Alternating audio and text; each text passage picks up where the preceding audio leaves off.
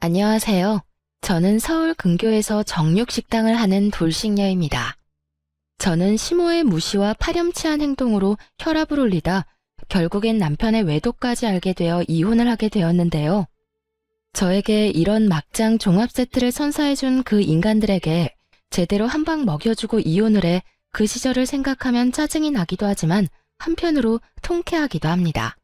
오늘은 오랜만에 쉬게 되어 평소에 제가 애정하는 사연 열차에 사연을 보내보는데요.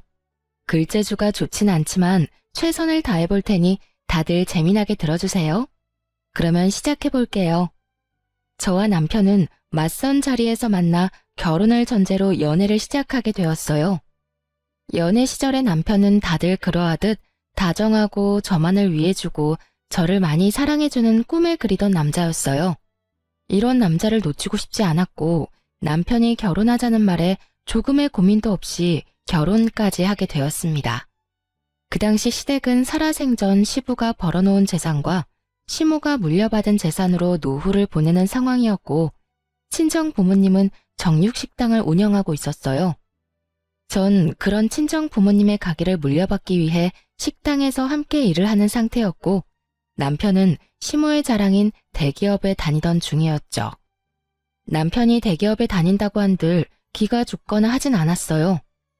그도 그랬던 것이 대기업이 좋다고는 하지만 한 달 벌이로만 따진다면 제가 더 많이 버는 편이었기에 굳이 제가 기까지 죽을 필요가 없었던 것이었죠. 공부도 남편 못지않게 빠지지 않을 만큼 했고요. 이런 저의 커리어를 남편 역시 존중해 주었고 남편과 저 사이엔 아무런 문제가 없었어요. 하지만 다들 예상하시다시피 시모가 문제였어요. 많이들 들어보셨죠? 대기업 다니는 아들 둔 시모들의 그 높은 콧대와 아들이 최고라 믿고 며느리는 발톱의 때만큼도 못한 존재로 여기는 못 배운 사람들이 하는 짓거리 말이에요. 저의 시모도 그런 사람들과 다르지 않았고 시모는 말끝마다 대기업 다니는 우리 아들이라고 하며 은근히 저를 깔아뭉개는 말을 하곤 했어요. 왔니? 대기업 다니는 우리 아들. 요즘 회사 생활은 좀 어때? 괜찮니? 늘 똑같지 뭐. 엄마는 잘 지내셨어? 남편에겐 빛이 날 정도로 밝은 미소를 보이던 시모는 표정을 싹 바꿔 굳은 표정으로 저를 보며 빈정거리기 시작하더군요. 그럼 넌 빈손이니? 명색의 유명한 정육식당 딸이 어떻게 시댁 오는데 빈손으로 오니? 하다못해 고기 한 덩이라도 가지고 오지 않고. 어이가 없더라고요. 언제는 고기 못 먹어서 죽은 사람 없다며 고기 좀 그만 가지고 오라고 할 땐 언제고 이번엔 이딴 소리를 하니까요. 어머님, 남들이 들으면 제가 늘 빈손으로 온 줄 알겠어요. 저 계속 고기 챙겨왔었는데 어머님이 고기 못 먹고 죽은 사람 없다고 하시면서 그만 가지고 오라고 하셨잖아요. 그래서 빈손으로 온 건데 그런 식으로 말씀하시면 제가 섭섭해요. 섭섭하긴 내가 더 섭섭하다. 그렇다고 진짜 빈손으로 오는 애가 어디 있니? 이래서 여자는 배울 만큼 배우고 센스가 있어야 한다고 하는 게야. 우리 아들은 대기업까지 다니면서도 센스가 차고 넘치는데 넌 도대체 왜 그러니? 난 아직도 이해가 안 되는 게 너 같은 애가 어떻게 우리 아들을 만나 결혼까지 할 수 있었는지 너무 궁금하구나. 시모는 늘 이런 식이었어요. 시작은 아들 자랑, 끝은 저의 비난. 아무리 들어도 적응이 되지 않는 시모의 비난은 이렇듯 이어지고 있었고 전 그런 시모의 반응에 적응이 되어 한 귀로 듣고 한 귀로 흘려보내고 있었죠. 이렇게 저를 무시하면서도 친척들 앞에서 생색은 내고 싶은 건지 명절만 되면 친정에서 한우 선물 세트를 친척 수만큼 챙겨오라고 명령하는데 정말 미쳐버리겠더라고요. 저요, 아무리 사장 딸이라고 해도 그걸 공짜로 가지고 오진 않아요. 물론 남들보다 저렴하게 가지고 오는 건 맞지만 저도 매번 공짜로 가지고 오는 건 아니라고 생각해 매번 계산을 하고 가지고 와요. 거기에다 선물 세트는 친척들한테 주는 것이고 자신에겐 용돈 봉투를 따로 내놓으라고 하니 정말 미치고 팔짝 뛸 노릇이었죠. 용돈은 안 주니? 명색의 명절인데 그냥 넘어갈 건 아니지? 네? 용돈이요? 어머님, 저 한우 세트 준비했는데 용돈까지 드려야 하는 거예요? 그럼 한우 세트는 내가 받은 게 아니지 않니? 그건 그거고 용돈은 용돈이지. 설마 너 한우 세트 믿고 용돈은 준비 안 한 거 아니지? 아, 용돈은 준비 못했는데 현금도 없고요. 아범한테 한번 물어볼게요. 혹시 현금 준비한 거 있는지요? 아니, 됐다. 난 너한테 용돈이 받고 싶은 거지. 내 아들이 주는 용돈은 이때껏 많이 받았다. 저리 센스가 없어서야. 이래서 내가 널 예뻐하려야 예뻐할 수가 없는 게야. 시모는 개념 없는 시모의 덕목을 고루 갖춘 사람이었고 그중 단원 최고는 남편의 돈만 아까워한다는 것이었습니다. 남편이 총각일 시절 시모에게 용돈을 따로 챙겨주지 않았다는 걸 들어 뻔히 다 아는데 저딴 말이나 하니 저 역시 시모가 곱게 보려야 볼 수 없는 상황이었죠. 시모만 생각하면 당장이라도 연을 끊든 이혼하든 뭐든 하고 싶은 심정이었지만 남편을 너무 사랑하기에 적당한 선까진 참고 지내고 있었어요. 이건 아니다 싶은 날엔 남편이 나서주기도 했고요. 그러던 어느 날 시모가 또 저에게 연락을 해 전화통화로까지 잔소리를 퍼붓자 남편이 도저히 안 되겠다 싶었는지 전화기를 빼앗아 들더라고요. 엄마, 이 사람한테 그러지 좀 마. 이 사람 대기업 다니는 나보다 돈 더 잘 번다고. 엄마 말대로면 이 사람이 날 모시고 살 게 아니라 내가 이 사람 모시고 살아야 하는 상황이니까. 제발 이 사람 식당에서 일한다고 그런 식으로 무시 좀 하지 마. 엄마 그럴 때마다 내가 더 민망하고 속상하단 말이야. 너는 내가 또 언제 그렇게까지 무시했다고 그러니? 무시했잖아. 내가 옆에서 다 들었거든. 별거 아닌 걸로 잔소리하고 그 말 끝엔 꼭 대기업 다니는 우리 아들한테 잘해라고 하잖아. 그런 말도 좀 하지 마. 아들이 이렇게 부탁할게 엄마. 알겠어, 알겠다고. 앞으로는 조심할 테니까 너도 그만 열내고 얼른 쉬려무나. 죽고 못 사는 남편이 나서 저렇게 이야기하니 시모는 다신 그러지 않겠다고 하며 전화를 끊더라고요. 언뜻 보면 참 잘된 일 같기도 했지만 결론만 말하자면 그렇지 않았어요. 남편은 시모가 저를 무시 못하게 하려고 한 모든 말들이 결국엔 나비 효과가 되어 저를 더욱 괴롭게 만들었으니까요. 다음날 시모는 부모님의 식당이 그 정도로 잘 된다는 것을 확인이라도 하고 싶었는지 친구 한 분과 식당으로 왔더라고요. 어머님, 여긴 어떻게 오셨어요? 지나가다가 생각나서 잠시 들러봤다. 점심시간 되고 해서 밥도 먹을 겸 해서 말이야. 그나저나 장사가 잘 되네. 점심시간이기도 하고 근처에서 행사가 있다나 봐요. 오늘은 유난히 손님이 많긴 하네요. 식사하시고 가실 거죠? 빈자리 편하신데 앉으세요. 제가 상 차려드릴게요. 그래. 오늘 일찍부터 나와서 설쳤더니 허기가 지네. 고기 좀 많이 내오거라. 좋은 부위로 골라서. 한결같이 얄미운 시모였지만 전 제가 할 수 있는 선에서 성심성의껏 시모를 대접해 주었어요.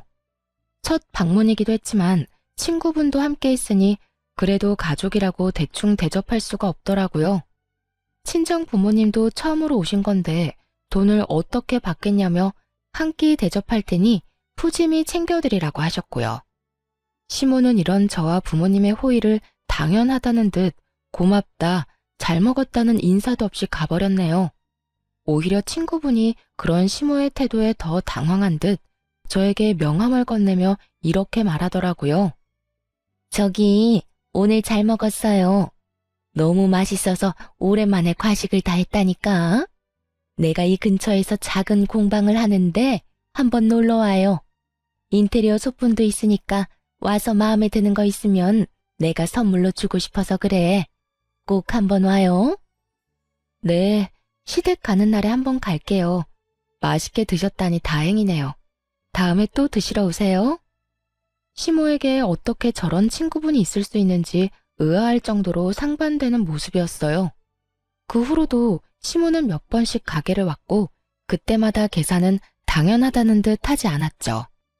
한두 명이 와서 드시고 가는 거 그거 얼마나 한다고 쪼잔하게 구냐고 생각하는 분도 있겠지만 많게는 일주일에 2번, 적어도 2주일에 1번은 오니 그저 정말 곤란하더군요.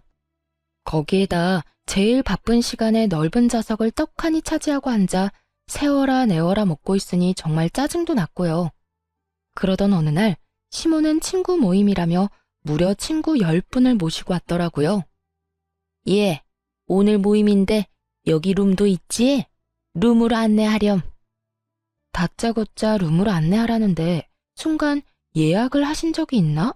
착각이 들 정도였어요. 전 혹시나 하는 마음에 예약 명단을 살펴보았고 시모의 이름이 없다는 사실을 확인했죠. 어머님, 룸은 다 예약제라서 빈 곳이 없고요. 다른 테이블로 앉으셔야 할 것 같아요. 뭐? 룸이 없어? 저기 저 룸 비어있는데 저리로 가면 되지 않니? 저기도 곧 예약한 손님 오실 거라 안 돼요. 그러지 말고 저쪽 테이블에 자리 잡으세요. 안 되는 걸 안 된다고 했을 뿐인데 시모는 자기 뜻대로 되지 않을 것 같아지자 갖은 생떼를 부리기 시작하더군요.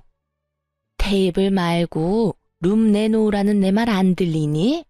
내가 명색이 네 시어머니인데 그 정도도 못 해준다 이 말이야. 짧게는 며칠 전부터 길게는 일주일 전부터 예약하신 분들인데 어떻게 제 마음대로 취소하겠어요. 하물며 전부 곧 오실 텐데. 어머님 룸으로 모시려고 그분들을 헛걸음하게 만들 순 없어요. 그러니 이번엔 어머님이 양보해 주세요. 아무리 좋게 그리고 이해가 되기 쉽도록 설명을 해도 아무 소용이 없더라고요. 막무가내. 시모는 이 단어를 단번에 떠올릴 만큼 그야말로 막무가내로 우겨댔으니까요. 내가 헛걸음하는 손님까지 신경 써야 하니? 난 무슨 일이 있어도 무조건 내 친구들이랑 룸에 들어가서 밥 먹어야 하겠으니까 잔말 말고 룸에다 세팅해놔. 시모는 난동에 가깝게 때를 썼고 부모님마저도 난색을 보이며 시모를 설득했어요.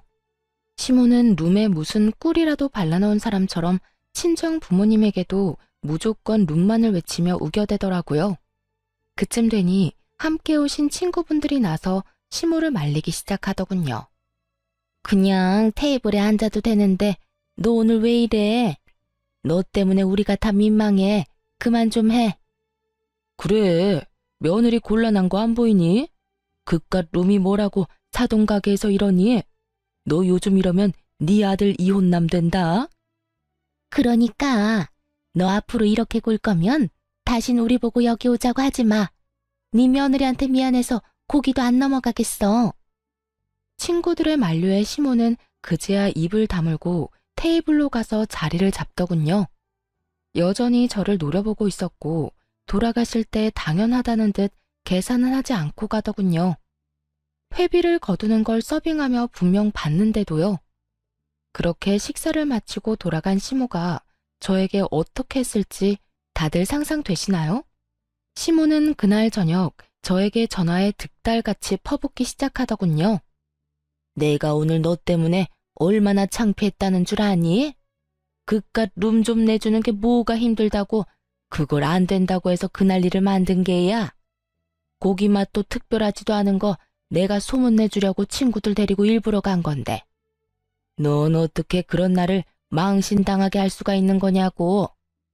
시모는 마치 다 저희 가게를 위해서 저를 생각해서 억지로 하는 수 없이 저희 가게를 온 것처럼 말하더라고요. 그 순간 전 참을 수 없는 화가 몰려왔고 이성의 끈이 끊기며 저대로 울분을 토해내기 시작했어요. 아니 어머님, 막말로 오늘 제가 뭘 그렇게 잘못했다고 이 난리세요? 어머님 예약하고 오신 것도 아니고 룸은 예약제인 거 다 아시잖아요. 몰랐다고 한들 제가 예약이 다 돼 있으니 안 된다고 말도 했고 그러면 어머님도 고집 꺾으시고 빈자리 앉으시면 되는 거였잖아요. 거기서 절대 싫다고 우긴 건 다름 아닌 어머님이었어요. 그것도 저희 친정부모님이 보는 데서 말이죠. 도대체 저희 친정을 얼마나 무시했으면 그런 행동을 하실 수가 있어요? 난 네 친정 무시한 적 없다. 그저 손님으로서 정당한 요구를 했을 뿐이다. 그 인원이 갔는데 예약이고 나발이고 룸을 내줘야 하는 건 당연한 거 아니니? 그래서 돈 벌겠어? 넌 오늘 단골이 될 뻔한 손님들을 다 놓친 거야. 아까 어머님이 내달라고 했던 룸 손님 수가 20명이었고요. 그보다 더 많은 손님도 다들 예약하고 오세요. 그리고 어머님은 손님 아니시잖아요. 매번 오실 때마다 계산도 안 하고 그냥 드시고 가시면서 손님은 무슨 손님인가요? 그것도 고맙다는 말 한마디도 안 하시면서요. 너 지금 내가 돈도 안 내고 음식이나 먹으러 가는 거지 취급하는 게야? 전 그렇게까지 말한 적 없는데 스스로 그렇게 느끼셨다면 어쩔 수 없죠. 그리고 말이 나왔으니까 하는 말인데 앞으로는 계산 좀 부탁드릴게요. 오실 때마다 제가 계산하고 있는데 어머님 덕분에 저흰 손가락 빨고 살게 생겼거든요. 그러면 들어가세요. 이렇게 전화를 끊어버리자 옆에서 가만히 듣고 있던 남편이 깜짝 놀라 저에게 무슨 일이냐며 물어오더군요. 이게 다 무슨 말이야? 엄마가 당신 가게에 갔었어? 언제? 얼마나 갔길래? 아, 정말. 어머님 때문에 스트레스 받아서 미치겠어. 어머님, 당신이 내가 당신보다 돈 더 잘 번다는 이야기 들은 바로 다음 날부터 가게까지 찾아오기 시작하더니 많이 올 때는 일주일에 2번씩 올 때도 있다니까. 뭐? 일주일에 2번? 그래, 그것뿐인 줄 알아? 계산 안 하는 건 기본이고 오늘은 친구분들 우르르 끌고 오셔선 예약된 룸 안 내준다고 가게에서 난동까지 피우시더라니까. 오죽했으면 친구분들이 어머님께 뭐라고 하시더라니까. 그 광경을 우리 엄마 아빠도 다 보고 계셨고. 대충 상상되지? 우리 엄마 아빠가 보든 말든 나한테 막 뭐라고 하시면서 생떼 부리기 시작하는데 우리 부모님이 얼마나 속상하셨을 거야. 딸이 그런 취급이나 당하는 걸 두 눈으로 다 보셨으니. 남편은 많이 놀란 듯 쉽사리 말을 꺼내지 못하고 있더라고요. 아무래도 자신의 엄마가 그딴 개념 없는 짓을 하고 있었다는 사실을 도저히 믿을 수가 없는 것 같기도 했고 그게 사실이라고 한들 섣불리 저에게 어떤 말로 사과를 전해야 할지 감도 오지 않을 만큼 미안해하는 것이 느껴졌어요. 남편은 아무 말도 하지 않고 한참 생각에 빠져 있더라고요. 그러더니 제 손을 감싸주더니 제 눈을 보며 이렇게 말했어요. 여보, 일단 내가 엄마를 대신해서 사과할게. 미안해. 정말 미안해. 진심이야. 앞으로 또 이런 일 있으면 나한테 당장 말해줘. 아니, 엄마가 다시 한번 당신 식당에 오면 바로 나한테 연락해줘. 내가 나서서 해결해 줄 테니까. 그렇게까지 하진 않아도 돼. 괜히 당신이 나섰다가 불난집에 부채질만 하는 꼴이 될 수도 있어. 그래도 말이라도 그렇게 해주니까 나 많이 위로가 된다. 든든하네 우리 남편. 그러면 내가 엄마 기분 상하지 않게 잘 말해볼게. 우리 엄마 그래도 내 말은 잘 들어주니까 내가 좋게 잘 이야기하면 괜찮을 거야. 그 정도는 괜찮지? 그러면 좋게 잘 이야기해줘. 고마워. 남편은 호언장담한 것처럼 시모에게 잘 설명을 한 듯 했고 그 덕분인지 한동안은 조용하더라고요. 그 조용함이 반성의 의미가 아닌 폭풍 전야였다는 것은 미처 몰랐던 것이었습니다. 제가 너무나도 안일했고 멍청하기 짝이 없는 크나큰 착각에 빠져 있었던 것이죠. 그 사건의 시작은 시모의 전화로부터 시작되었어요. 예, 너희 가게 통으로 예약할 수 있니? 통으로요? 전체를 빌리시겠단 말씀 맞으시죠? 그래, 이번에 동창회가 있는데 다른 식당 좋은 일 시켜줄 필요 뭐가 있니? 며느리가 식당을 하는데. 그래서 내가 예약한다고 큰소리치긴 했는데 아무래도 인원수만큼 예약하는 것보다 아예 가게 전체를 빌리는 게 더 좋을 것 같아서 말이다. 그렇긴 한데 그날은 이미 예약한 손님들이 계셔서 그건 힘들 것 같아요. 그냥 인원수대로 예약하시면 가능할 것 같은데 어떻게 하실래요? 그래? 그러면 그냥 인원수대로 해주렴. 아쉽지만 어쩌겠어. 어차피 쓰는 돈 우리 며느리 가게에서 쓰는 게 맞지. 네, 그러면 예약해 둘게요. 신경 써주셔서 감사해요. 별소리를 다 해. 나도 네 말 듣고 생각 많이 해봤는데 아무래도 내가 미안한 부분이 있더구나. 사돈한테 미안하기도 하고. 그래서 이번에 너희 가게로 가는 거니까 너도 이참에 나한테 쌓인 거 있으면 다 풀거라. 알겠지? 이렇게까지 말하니 저는 아무런 의심도 하지 않고 예약을 해주게 되었어요. 다른 사람도 아닌 시모가 화해의 손길을 내민다고 생각했기에 저 역시 이 기회에 그간 묵혔던 나쁜 감정을 털어내고 앞으로 잘 지내봐야겠다는 마음을 먹기도 했었고요. 시간은 흘러 시모가 예약한 날이 되었고 점심시간 예약이라 오는 손님들을 다 돌려보내며 미리 장사가 불가하다는 사실까지 SNS에 알린 상황이었죠. 전 절반이 넘는 테이블에 기본 세팅을 시작했어요. 기본 세팅이라 해도 밑반찬부터 쌈거리, 불판 준비, 찌개거리도 주방에 세팅이 완료된 상태였죠. 시간이 점점 흐르고 있었고 기다리는 시모는 오지 않더라고요. 그렇게 30분을 기다려도 시모는 오지 않았고 혹시나 하는 마음에 시모에게 전화했더니 시모는 오는 중이라고 하더군요. 어머님, 오시고 계시죠? 아무 연락이 없으셔서 전화드려봤어요. 그럼 다 모여서 간다고 이제 출발했어. 그래도 가까운 곳에서 다들 모였으니 오래 기다리진 않아도 될 거다. 준비는 다 해놨지? 도착하면 바로 식사 시작할 수 있는 거지? 그럼요. 기본 찬들은 이미 다 세팅해 놓았고 찌개거리도 2가지로 준비해서 테이블 수대로 다 준비해 놓았어요. 오시면 불 넣고 고기만 넣으면 끝이에요. 준비는 잘 해뒀으니 친구분들이랑 조심해서 오세요. 다 와간다며 준비 상태에 대해 재차 확인까지 하는 시모를 누가 의심할 수 있겠어요? 저 역시 시모를 믿어 의심치 않았고 여전히 가게를 방문한 손님들에게 죄송하다고 하며 손님을 받지 않으며 오지 않는 시모만을 기다렸습니다. 하지만 결국 시모는 오지 않았고 그때부턴 연락조차 되지 않더라고요. 근처라고 금방 온다는 사람이 오지 않으니 걱정까지 되는 상황이 되었고 전 혹시나 하는 마음에 시댁으로 찾아가게 되었죠. 걱정과 우려가 가득한 마음으로 시댁에 들어서니 시모가 글쎄 소파에 떡하니 누워 깔깔거리며 텔레비전을 보고 있더군요. 저는 너무 황당해서 말조차 나오지 않았어요. 더 황당한 건 시모의 태도였어요. 숨을 헐떡이며 집으로 들어서는 저를 보고도 놀라기는커녕 태연히 텔레비전을 보며 웃고 있더라고요. 그러면서 저에게 시선 한번 주지 않고 하는 말이 뭔지 아세요?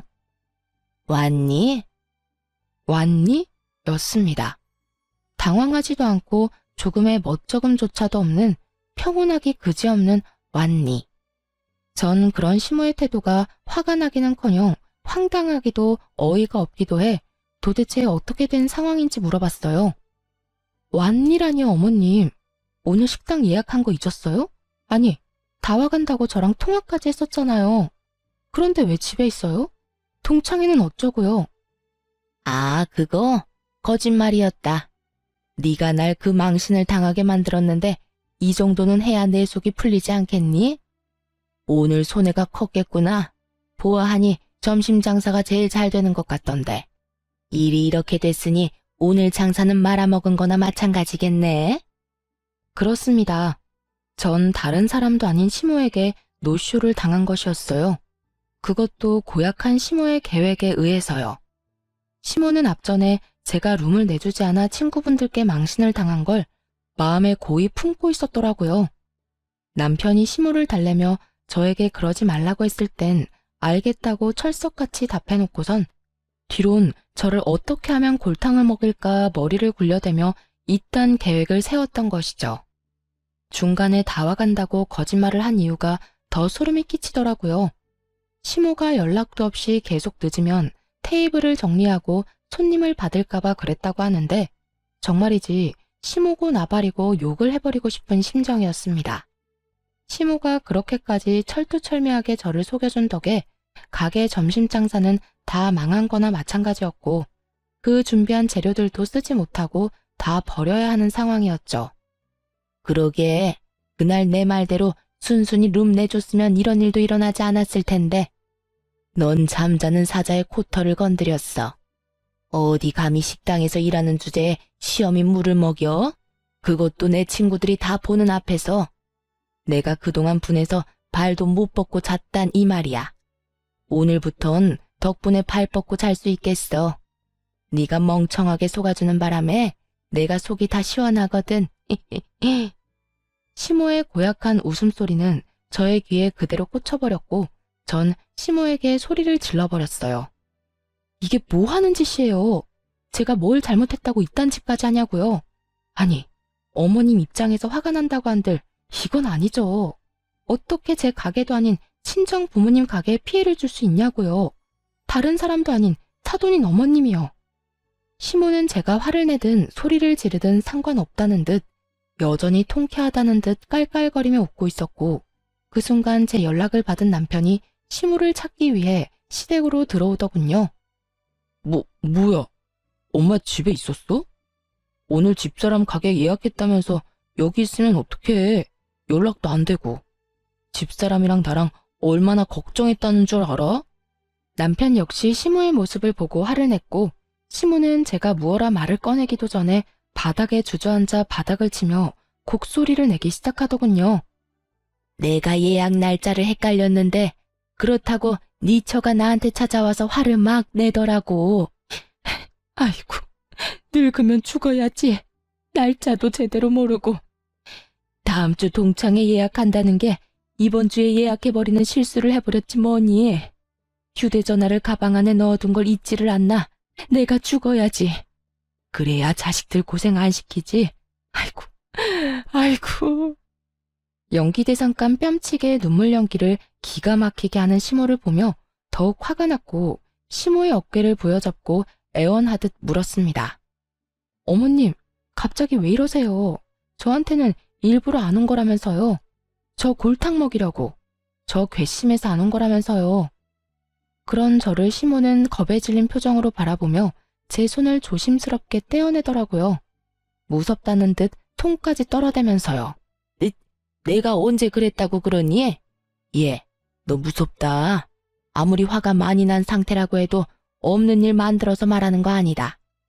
우리 아들 오해하기 딱 좋지 않니?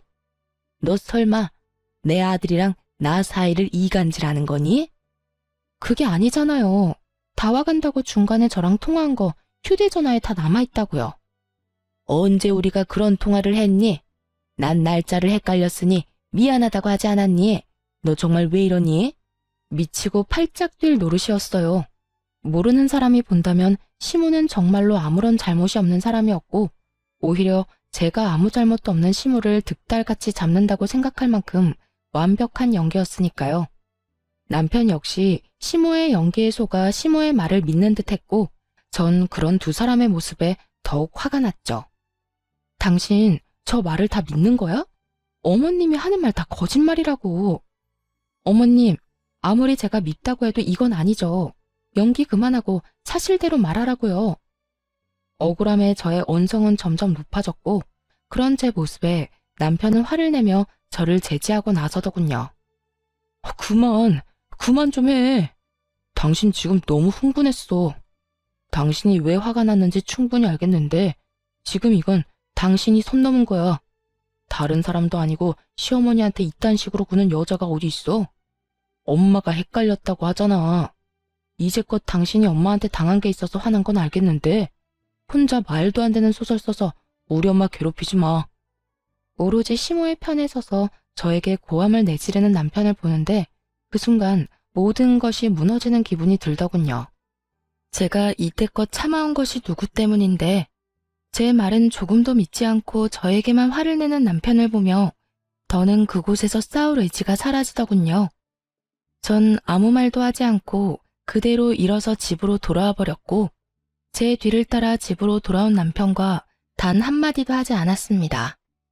저를 오해하고 단단히 화가 난 남편이 저에게 말을 걸지도 않았지만 저 역시 남편 못지않게 화가 났던 터라 말을 걸고 싶지도 않더라고요. 그렇게 말 한마디 건네지 않는 날들이 많아지는 만큼 저희 부부의 사이는 걷잡을 수 없이 멀어지고 있었어요.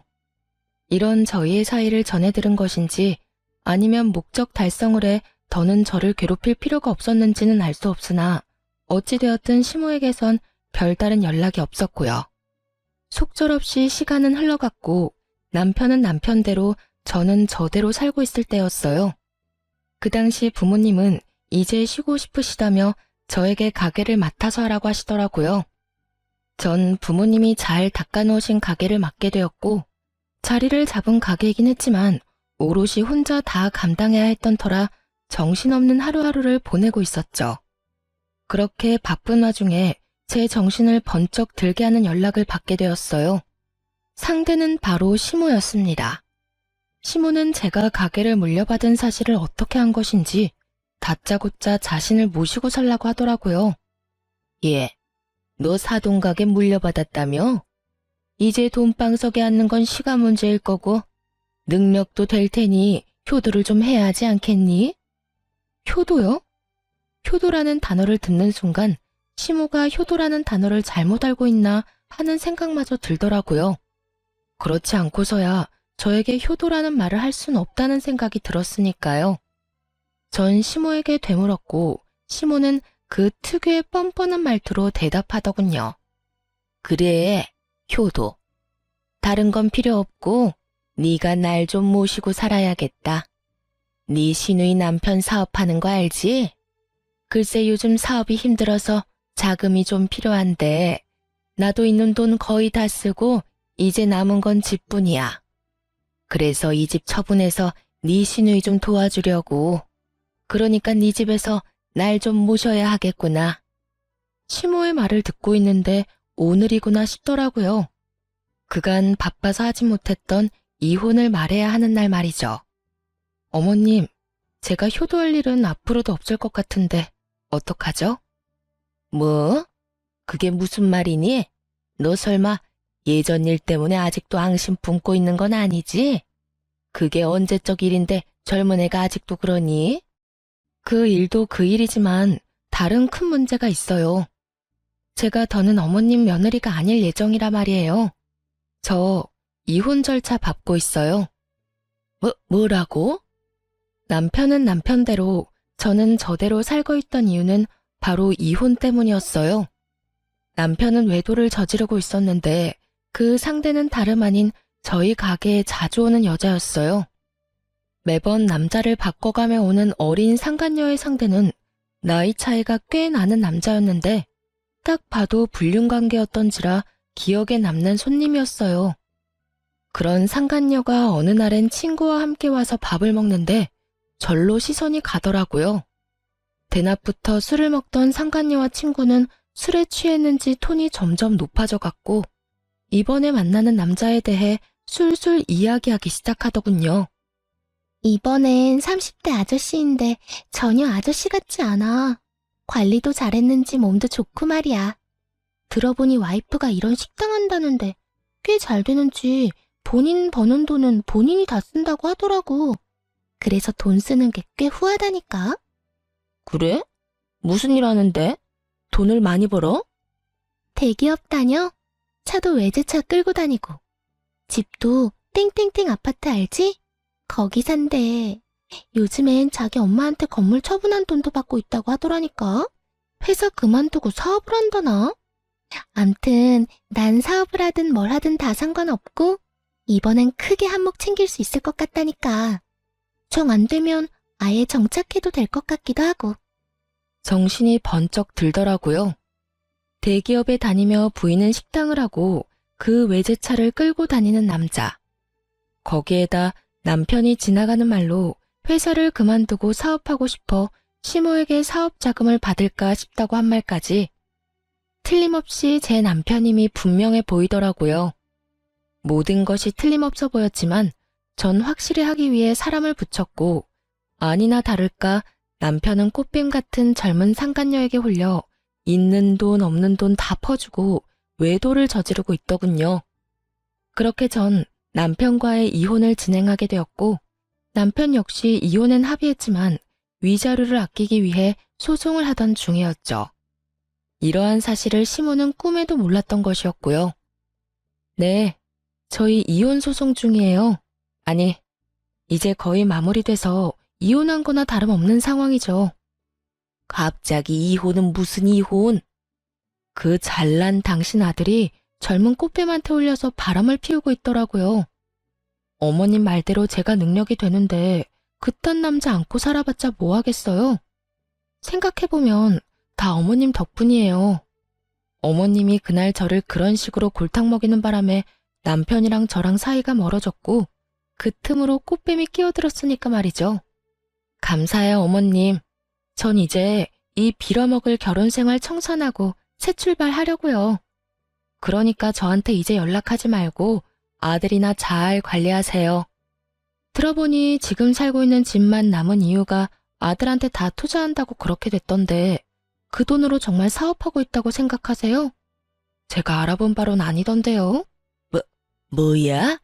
그러면 내 아들이 나한테 받은 돈으로 여자한테 다 갖다 주고 있다는 말이야?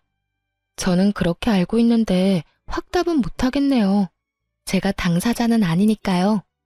그러니까 저한테 전화하지 마세요. 전화는 끊어졌고 그 이후 전 이혼을 잘 마무리하게 되었어요. 전 남편에게 위자료는 물론이고 약간의 재산 분할과 상간녀에게 위자료를 받으며 이혼을 하게 되었습니다. 저와 이혼하고 난 후 아무것도 모르는 전 남편은 상간녀와 살려고 함께 살려고 했지만 뜻대로 되진 않은 듯 하더군요.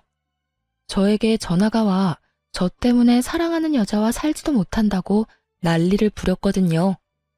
당신 도대체 우리 엄마한테 무슨 소리를 얼마나 했길래 우리 엄마가 저렇게 안 된다고 반대를 하는 거야. 말을 알아들을 수 있게 말을 해. 앞뒤말 다 자르고 다짜고짜 따지고 들면 내가 어떻게 대답을 해? 네가 우리 엄마한테 유민이 이야기했다며. 다 들었거든? 도대체 뭐라고 했길래 엄마가 유민이한테 화내고 욕까지 하면서 그 난리를 부리냐고. 크게 한바탕 소동이 났다는 말을 듣는데 그 순간만큼은 정말 시모를 향해 손뼉이라도 쳐주고 싶은 심정이더라고요. 사실 상간녀의 정체를 알게 된 그 순간에 상간녀에게 아무 말도 하지 못한 것이 후회스럽기도 했었거든요. 제 계획 때문에 그저 조용히 보낸 것도 있긴 했지만 유부남하고 노란한 대가는 치르게 하고 싶었는데 전 시모 덕에 그 대가를 치르게 했다고 생각하니 고맙기까지 하더군요. 역시 대단하네. 난동까지 부리셨어? 내가 어머님한테 뭐라고 하긴 뭐라고 했겠어.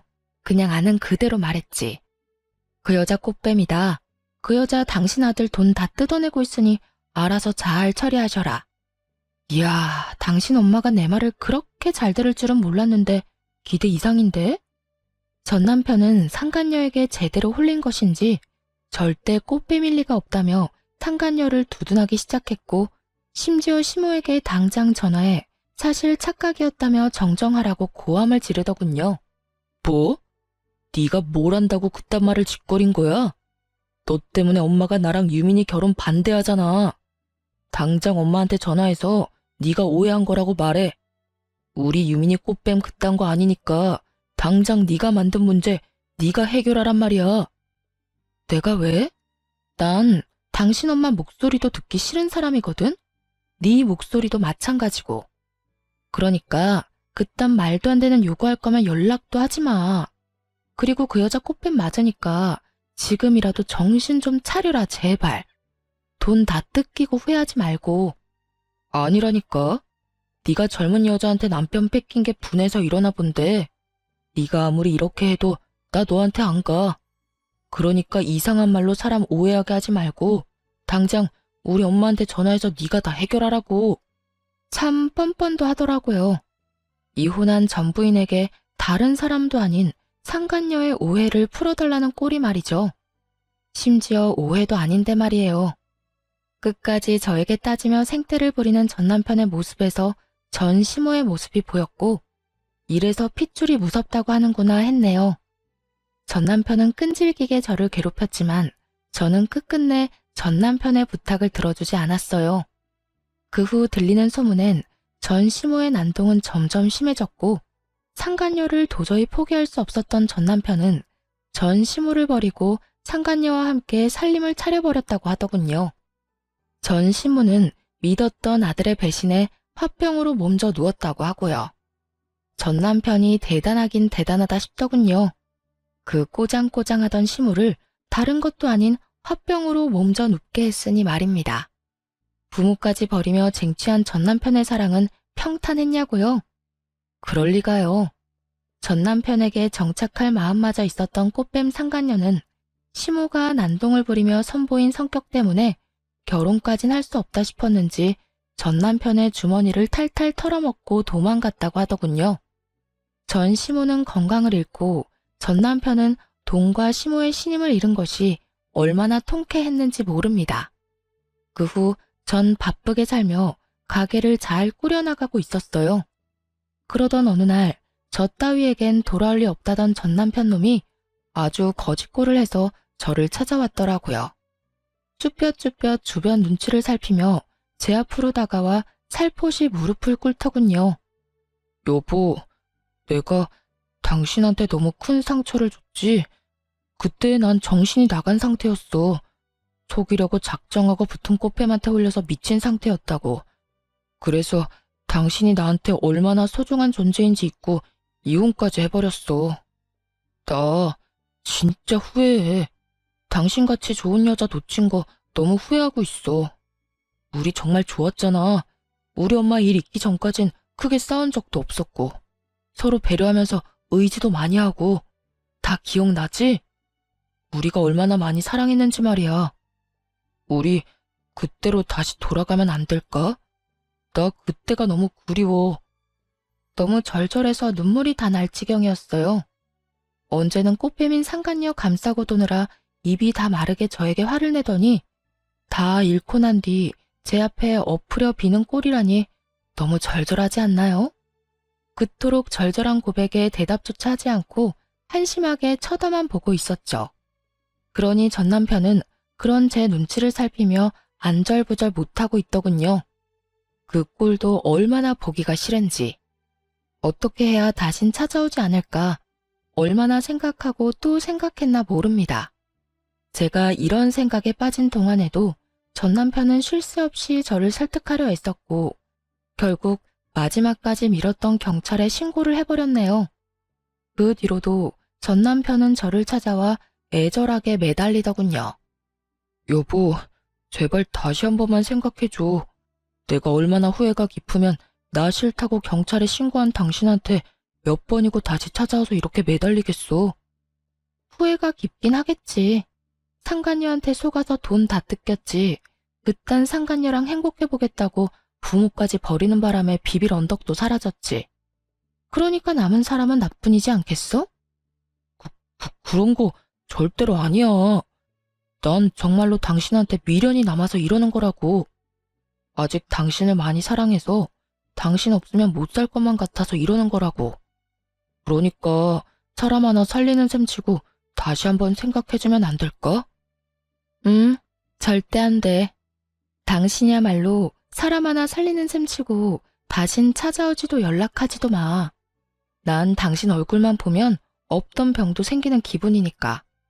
내가 정말 이런 말까진 안 하려고 했는데 도무지 당신이 내 말을 들어먹을 생각이 없어 보이니까 할게. 너 다시 나 찾아오거나 연락하면 내가 무슨 수를 써서라도 너 구속시켜버릴 테니까 그런 줄 알고 다신 나한테 아무 짓도 하지 마. 알겠어? 여보. 여보 거리지 말고 당장 꺼져. 오늘도 경찰 손에 끌려나가고 싶어? 진심 가득한 제 눈빛을 읽었는지 전 남편은 다신 찾아오지 않더라고요. 1년이 지난 지금 전 휴식기를 가지고 있어요. 이혼을 하고 난 후 제대로 쉬어본 적이 없던 터라 부모님께서 한 달 정도 가게를 봐줄 테니 휴식기를 가지고 오라고 하시더라고요. 저 역시 좀 쉬어갈 필요성을 느끼고 있던 터라 죄송하긴 했지만 감사한 마음으로 쉬는 시간을 가지기로 했습니다. 오늘이 3일째인데요. 어제까진 죽은 듯이 잠만 잤어요. 그리고 오늘 여행짐을 싸기 전에 사연을 작성하고 있네요. 오늘의 사연을 마지막으로 좋지 않았던 기억들은 날려보내고 오랫동안 가고 싶었던 유럽 여행길을 나서보려고 합니다. 그곳에서 좋은 것을 보고 행복한 시간을 가지며 조금 더 마음의 여유를 만들어 돌아오려고 한답니다. 이번 여행에선 그 목적이 힐링과 여유인 만큼 돈에 얽매이지 않고 전 남편에게 받은 위자료를 아낌없이 잘 쓰고 오려고요. 아직 한 푼도 쓰지 않고 고스란히 뒀으니 충분히 쓰고도 남지 않을까요? 앞으로 저는 제 삶을 위해 열심히 행복해지려 노력할 예정입니다. 상상도 못했던 이혼을 경험했듯 앞으로 남은 날들에 예상치 못한 고난과 역경이 있겠지만 지금껏 그랬듯 잘 이겨낼 자신 있습니다. 사실 처음 이혼을 했을 땐 이렇게 긍정적이지도 자신감이 넘치지도 않았어요. 이유 없는 멸시와 미움은 저의 자존감을 바닥치게 했고 사랑하던 배우자의 외도는 살면서 경험하지 못한 배신감과 좌절감을 저에게 안겨주었어요.